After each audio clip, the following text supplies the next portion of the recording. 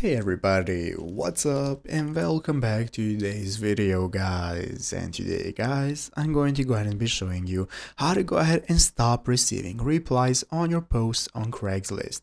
This is a very simple thing to do, so make sure to watch this quick and easy video till the very end, follow my steps correctly so you can make sure that this works the same for you and you can do this yourself.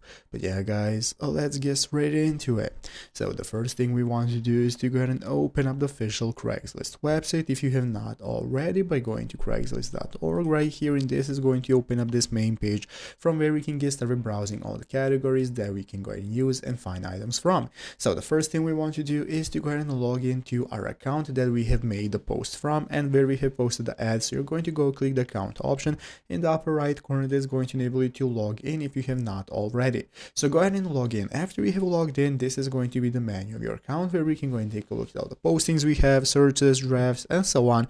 Currently, as you can see, I have no postings that I have posted, but if you do have them, they're going to look like this. It's going to be a list where you can take a look at all your posts with options such as edit, delete, and so on.